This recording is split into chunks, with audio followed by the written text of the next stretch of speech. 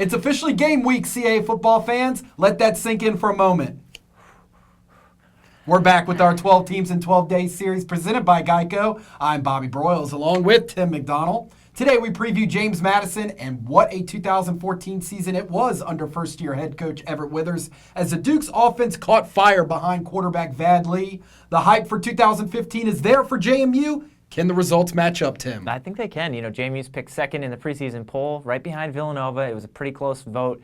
But, you look at JMU, and it's just a team, as corny as it sounds, is a team that really grew. Mm-hmm. You look at the first month of the season last year, trying to figure out the offense, really trying to figure out what it wanted to do. Was it a passing offense? Was it a running offense? We were at that Delaware game. Yep. JMU lost that game in overtime, and they're sitting there, the team's sitting there at 2-3. You're really wondering what's going to happen. What do the Dukes do? But they reel off 7 straight wins, enter the playoffs, actually get to host a playoff game, Bob. Mm-hmm. Unfortunately, they lose to Liberty, but you look at the numbers that Vad Lee, the quarterback, put up, and no one really knew. We knew he was going to come in and maybe make an impact right away, but I don't think anyone saw the type of numbers that he was going to put up. Yeah. Last season alone, he leads JMU now in single-season records in completions, attempts, yards, total touchdowns, and total offense. So, wow. That's just one season, and he still has another year left. So the offense really did come on. I think a little bit of a concern this season. We know there's new offensive coordinators. We know Brett Elliott and Zach Kerr are going to be co-offensive coordinators. Don't expect too much to change. I think it's still going to be the same mindset. But again, JMU always has the pieces, Bob. If the puzzle is there and you're putting the puzzle together, the pieces are going to fit eventually. I think it's a question of when it's going to happen.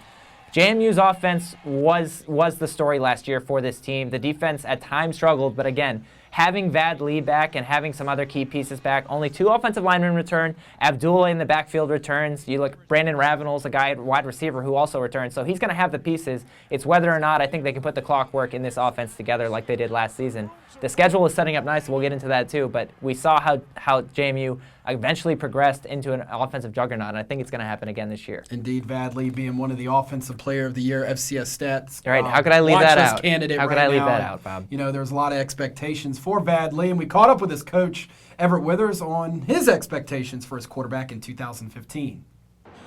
Well, I think he has a chance to make some big strides this year. One, in knowledge of our offense and the other parts of our offense. We didn't give him the entire offense last year. There are a lot of things that we want to expand on in this offense, and we want him to be able to grow and learn more about this offense. So I think there's some things that he can do better. I think some mechanical things he can continue to grow on. I think some leadership things that I've seen him already get better at in the offseason. So I think there's a lot of things that Vad can take as we move forward through training camp through the season. No doubt this team lost a lot of veteran leaders on defense from a year ago. With Withers being a defensive-minded coach, do you see this unit actually improving in 2015? I do see this unit improving because, you look at last year, it's the first time implementing a defense under a new head coach. You're maybe at times not sure of what they exactly wanted to look like. But you do. You lose Sage Harold, you lose Dean Marlowe, you lose Brandon Lee, and these are guys who not only are they just athletic freaks, but they played a lot of football for JMU, and they knew the system. You're looking at some guys you want to highlight. You think of Taylor Reynolds, a guy in the secondary who's a second-team All-CAA performer, a guy who had 4 picks last year. You look at Kyrie Hawkins, a linebacker who was a redshirt freshman who started 13 games. 3 more years you'd figure at least as a starting linebacker he's going to have back. This JMU D, again, I think it took a while for them also to get comfortable in their system. You look at some of the close games that they had last year. A lot of times they were blowout games, but a lot of times, too, this defense gave up a lot of points. They gave up a lot of points to Lehigh. They gave up a lot of points to Albany. When you're giving up a lot of points and you have an offense that's led by Vad Lee, your defense is going to play a lot of time. Yeah. You look at just numbers in general. Scoring D, JMU was 10th. Rush defense, they were 9th. Pass, they were 10th. Interestingly, if you would believe it, James Madison's defense in all of CAA football gave up the most total touchdowns, 50 touchdowns. Over 400 yards per game. So again, the only thing you can say about that is we can look at those numbers and critique them all you want, but the only thing you can say about the defense is that there's only room for improvement. Mm-hmm. It's another year in the system. We know James Madison's recruiting class was off the charts for CAA football. Yeah. So I expect a lot of young guys to play, and I expect a lot of those guys that we mentioned before who really were thrust into the starting role last year are going to grow up this year. It's exciting, though, because you look at Everett Withers and you look at what he wants to do, and you can just see that the juices are still rolling and he still wants to see this identity on defense. Indeed. Once again, here's head coach Everett Withers discussing who he expects to step up on defense this season. Well, yeah, we lost some key guys. We lost to Brandon Lee and Dean Marlowe and the Sage Harrells that are in the NFL camps and did a really good job for us last year, leadership wise and productivity. I expect us. The Alex Mosleys, the Xavier Gates, Simeon Robinson played really well for us last year. Justin Wellens, who we moved from safety to outside linebacker, that's put on 20 pounds in the offseason. Andrew Anchor. We expect all those guys to step up. Jordan Brown, Taylor Reynolds, Raven Green, Marcel Johnson. We've got some talented young football players that we're expecting to make that next step for us and improve this year. The Dukes are coming off their first trip to the postseason since 2011, and that playoff home game was the first at the new Bridgeport Stadium. Looking at the schedule, JMU's final 4 games of the year look to be really intriguing. Yes, a lot of storylines. The stretch begins at home against rival Richmond, then another in-state game at William & Mary. That game actually will be nationally televised on NBCSN. Then after a bye week, the Dukes head to Delaware before closing the regular season at home against Villanova. I already can't wait to see that Vad Lee and John Robertson matchup in that game. A lot of people have circled that one already, saying, "Okay, honey, we're not going to go traveling that weekend. Yeah. John Robertson's playing Vad Lee." Yeah, exactly. But you think about the Final Four stretch, and it really is going to be probably determine whether or not JMU makes the playoffs. Probably for a lot of JMU fans who have high expectations, as they should.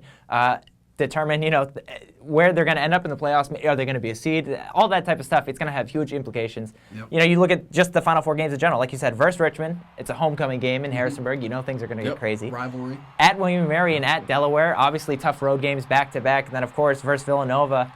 That one could ultimately determine who's going to win CAA football. Whether or not each team comes in undefeated, that's going to be another story, or whether it's 1 or 2 losses. No matter what, it's going to have implications throughout the conference. Just looking at JMU's schedule, too, let's not forget they added a game versus SMU. That's an FBS contest. Originally, JMU wasn't supposed to play an FBS foe this season. They rescheduled that game versus Liberty. I know a lot of fans in the state of Virginia were pretty upset about that, but I think it's a great opportunity for James Madison. 4 of the Duke's first 5 games are home, I should say. Morehead State, that's the opener. Then they host Lehigh. Then you host UAlbany, and then you head to SMU. So again, the schedule sets up nicely for a team especially on offense, that maybe wants to not refine its identity. That's not the right word to use, but maybe an offense that wants to slowly get going and progress each week. The schedule sets up really nice, especially a lot of home games in Harrisonburg. The streamers will be very happy for that. That SMU game is interesting, too.